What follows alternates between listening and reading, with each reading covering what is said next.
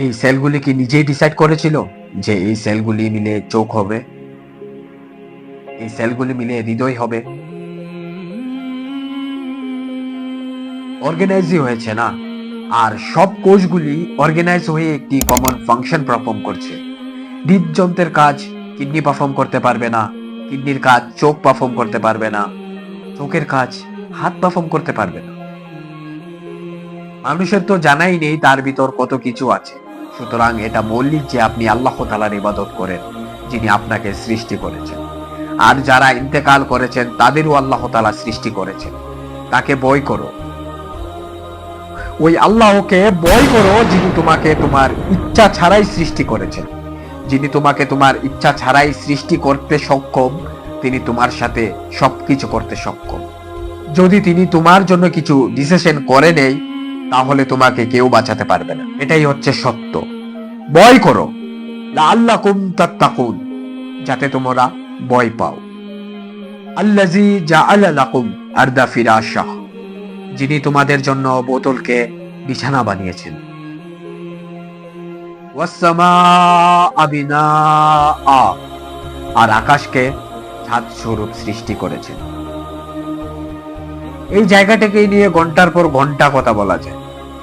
এই যে জমিন বানিয়েছেন, কেবল তার একটি ফিজিক্যাল প্রপার্টিকে ডিসকাস করা হচ্ছে, যে জমিকে বসবাস করার যোগ্য বানিয়েছেন।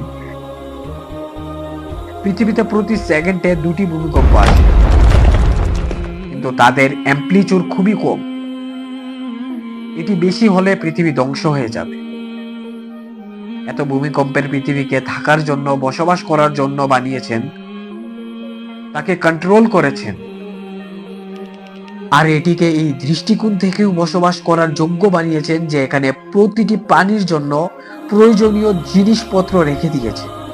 আর এর মধ্যে সবথেকে প্রয়োজনীয় যে জিনিস ছিল জীবিত থাকার জন্য, এটি একদম ফ্রি। কোন জিনিস? অক্সিজেন। পানি ছাড়া তো মানুষ কিছু ঘন্টা, কিছু দিন পার করে দিতে পারে, কিন্তু অক্সিজেন ছাড়া মানুষ 1 থেকে 2 মিনিটের বেশি কেউই থাকতে পারবে না। একদম ফ্রি রেখেছেন। আর এই অক্সিজেনের পরিমাণ কন্ট্রোল করেছেন বায়ুমণ্ডলের ভিতর। হাইড্রোজেন বা নাইট্রোজেন দ্বারা যদি এটি বেড়ে যায়, তারপরও আমাদের কোনো এক্সজেস্ট নেই, কমে গেলেও আমাদের কোনো এক্সজেস্ট নেই। আর এটা তো এক ধরনের ফাইন টিউন। এরকম মিলিয়নস অফ ফাইন টিউন আছে রুহু আজারে। এই মিরাকেল প্ল্যানেট বানানো হয়েছে যে এখানে জীবনযাপন করতে পারে। এটা কেউ তৈরি করেছে, তার জন্য তৈরি হয়েছে। যদি কেউ বলে এটা নিজে নিজে তৈরি হয়েছে, তাহলে এটাকে কপি করে বানিয়ে দিন। যে জিনিসটা কপি হয় না আর এটাকে বলা যে এটা নিজে নিজে তৈরি হয়েছে, এর থেকে বোকা স্টেটমেন্ট কিছুই হবে না। যে কাজ করেও করা যায় না, তা নিজ নিজ কিভাবে হয়ে যাবে? নিজ নিজ তো ওই কাজটাই তো হয় যা করেও করা যায়। জমি এবং আকাশের সকল মাখলুকাত মিলে একটি বীজ উৎপন্ন করতে পারবে না, যেটাকে আমরা মাটিতে পুঁতে দিয়ে তা থেকে একটি 6 আরব গুণ গাছ তৈরি হয়ে যাবে। মানুষ বলতে থাকে এক টুকরো মাটির তো কোনো মূল্যই নেই। আমি বলি স্বর্ণের কোনো মূল্য নেই। স্বর্ণের ভিতর বীজ দিয়ে দিলে ওটা কোনো গাছ হবে না। পৃথিবীতে মাটি না থাকলে কেউ চাটবে স্বর্ণকে? কিন্তু যদি স্বর্ণ না থাকে, তারপরও দুনিয়া চলতে থাকবে। এই মাটি যে আল্লাহ রেখেছেন তা দেখতে ঘৃণ্য জিনিস, কিন্তু আপনি যখন তাতে বীজ পুঁতে দেন, তখন ওই বীজ থেকে যে গাছ বের হয়, ওই গাছের সাইজ, ওই গাছের ফুলে লাগার টাইমিং, তার ফলের কনভার্ট হওয়া, ফলগুলোর পাকার টাইমিং, পাতাগুলোর আকার, তাদের সাইজ, তারপর এক এক পাতায় পানি পৌঁছানো মাটি থেকে, এটা দেখে তো মানুষ চিন্তিত হয়ে পড়ে। একটা গাছ তো অনেক বড় ব্যাপার, একটা বীজই কেউ বানাতে পারবে না। আর যদি বলে কেউ এটা নিজ নিজ তৈরি হয়েছে, তার থেকে বোকা আর কে হতে পারে? একটা বোকা মানুষও বল পয়েন্টের জন্য রাজি না যে এটা নিজ নিজ তৈরি হয়েছে। এটা একটা ম্যানেজেবল বস্তু, এলএলটাপ না, একটা র্যান্ডম না। আর তিনি তোমাদের জন্য পৃথিবীকে বিছানা বানিয়েছেন। ওয়াস-সামাআ বিনাআ, আর আকাশকে ছাদ বানিয়েছে। এটি একটি উপমা। মানে আকাশের ব্যাপারে আমরা এই মডার্ন সায়েন্সের মাধ্যমে যা রিভিল হচ্ছে তা তো আশ্চর্যজনক। মানে আকাশের যে লেয়ার্স আছে, আকাশ পর্যন্ত পৌঁছার জন্য যে আল্লাহ লেয়ার রেখেছেন, তাদের জন্য আকাশ বলা যেতে পারে। স্ট্রেপোস্ফিয়ার আছে, তারপর স্ট্রেটোস্ফিয়ার আছে, মেসোস্ফিয়ার আছে। মানে সূর্য থেকে মিলিয়নস অফ অ্যামপ্লিটিউডের ভিন্ন রেজ দুনিয়াতে আসে। কিন্তু মাটিতে আমরা যেখানে বসবাস করি সেখানে কয়েকটাই আসে। 99.99% এই যে আকাশের লেয়ার আছে তাতে রিপেল হয়ে যায়, আর্থমেটিক ফিল্ডের জন্য ধ্বংস হয়ে যায়। অন্যথা যদি সেই হার্মফুল রেজ নিচে চলে আসে তাহলে সব শেষ। এই যে বলে ওজোন লেয়ারের উপর একটি সিগার আছে, যার কারণে মানুষের স্কিন ক্যান্সার হওয়ার সংখ্যা বেড়ে যায়, তাও লাখের মধ্যে। আর যেখানে ডাইরেক্ট রেজ আসে।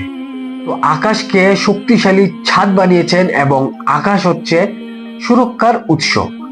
আর এটি হচ্ছে আল্লাহ তাআলার কুদরত, যার ব্যাপারে যতই বলবো না কেন ততই কম হয়ে যায়। ওয়া আনজালা মিনাস সামাই মাআ, আর আকাশ থেকে তিনি পানিকে বর্ষিত করেছেন। ফা আখরাজা বিহি মিনাস সামারাত, অর্থপর তোমাদের জন্য ফল তৈরি করেছেন। রিজকাল লাকুম, তোমাদের উপজীবিকার স্বরূপ। এবং এই সব কথাগুলি মৌলিক। দুনিয়াতে এইরকম কোনো মানুষ নাই যে তার অবজারভেশনের মধ্যে এই জিনিসগুলি নেই। কোরআন যেহেতু সমস্ত মানব জাতির জন্য, তার মধ্যে একদম ডেটাম লেভেলের বেসিক কথাগুলি আলোচনা করা হচ্ছে, তা প্রত্যেকটা মানুষের নলেজে, এক্সপেরিয়েন্সে আছে। এরকম যত কথা আছে যে আল্লাহ তাআলা তোমাকে সৃষ্টি করেছেন, তোমার আগে যারা ইন্তেকাল করেছেন তাদেরকেও সৃষ্টি করেছেন, সবার এক্সপেরিয়েন্সে আছে। আল্লাহ তাআলা আকাশকে বানিয়েছেন, আল্লাহ তাআলা জমিনকে বানিয়েছেন। মানুষ কি আকাশ বানিয়েছে? মানুষ তো আকাশকে সবসময় অবজার্ভই করে এসেছে। মানুষ তো খালি ডিসকাভারি করে। মানুষ যা ইনভেন্ট করেছে তা ওই এক্স নিহিল না। যেরকম এই টেবিলটাকে মানুষ বানিয়েছে কাঠ দিয়ে, কিন্তু কাঠ মানুষ বানায়নি। কাঠ ওই নেচার থেকে এসেছে, এক্স নিহিল না। আর আল্লাহ তাআলা বাদিউস সামাওয়াতি ওয়াল আরদ, আল্লাহ তাআলা কোনো নমুনা ছাড়াই কোনো জিনিসকে বানিয়ে দেন। এটা হচ্ছে আল্লাহ তাআলার কোয়ালিটি। মানুষ যা ক্রিয়েট করে তা ওই এক্স নিহিল না। আল্লাহ তাআলার ক্রিয়েশন থেকেই মানুষ ক্রিয়েট করে, মানুষ বাদী না। আলবাদী মানুষকে বলতে পারবো না, কোনো নমুনা ছাড়াই কোনো কিছুকে তৈরি করে দেওয়া। এটা আল্লাহ তাআলা, এটা আল্লাহ তাআলার কোয়ালিটি। তো আকাশের দ্বারা মাটিতে পানি বর্ষিত করেন, তার জরিয়ায় তোমার জন্য রিস্ক বার করে মাটি থেকে। রিস্ক বার করাও আমাদের কম হয়ে যেত যদি তার কম্প্যাটিবিলিটি আমাদের সাথে না থাকতো। আপনি সিংহের সামনে তাজা সবজি এনে রেখে দিন, সবচেয়ে ভালো সবজি এনে রেখে দিন, সে মুখ ঘুরিয়ে দেখতেও ইচ্ছা প্রকাশ করবে না, কারণ তারই প্রকৃতি নেই। তার জন্য এটা রিস্ক না।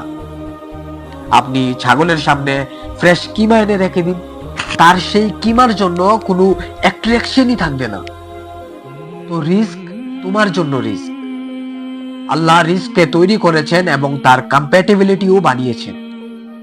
আমি তো খালি খাবার পানির কথা বলছি, নয়তো সকল নিয়ামতই রিস্ক। সব থেকে গুরুত্বপূর্ণ রিস্ক হচ্ছে অক্সিজেন, যা ছাড়া মানুষ 1.5 থেকে 2 মিনিটের বেশি জীবিত থাকতে পারবে না। কিন্তু এটা সকলের জন্য ফ্রি রেখে দিয়েছেন আল্লাহ তাআলা। কোনো রকম ট্যাক্স নেন নাই, আপনার কিনতে হবে না, এটা আপনার জন্য ফ্রি। তো যে আল্লাহ তাআলা এই সকল নিয়ামত দিয়েছেন, তিনি জমিকে থাকার যোগ্য বানিয়েছেন, আকাশকে শক্তিশালী ছাদ বানিয়েছেন, তোমার জন্য আকাশ থেকে পানি বর্ষিত করেছেন, জমি থেকে তোমার রিস্ক তৈরি করেছেন, যার দ্বারা তোমার সকল ফুড সাইকেল চলছে। সবকিছু জমি থেকে আসে, সেটা পশুর খাদ্য হোক, উদ্ভিদের খাদ্য হোক, বা তোমাদের খাদ্য হোক। যদি মাটি ধ্বংস হয়ে যায় তাহলে সকল মাখলুকাত ধ্বংস হয়ে যাবে। তো আল্লাহ তাআলা বলছেন, ফালা তাজালু লিল্লাহি আনদাদাউ ওয়া আনতুম তা'লামুন, তোমরা আল্লাহর সম্মুখ কাউকে স্থির করো না এবং তোমরা এটার ব্যাপারে অবগত আছো। তোমরা এটার ব্যাপারে অবগত আছো মানে তোমরা এটার ব্যাপারে একদম ভালো করে জানো।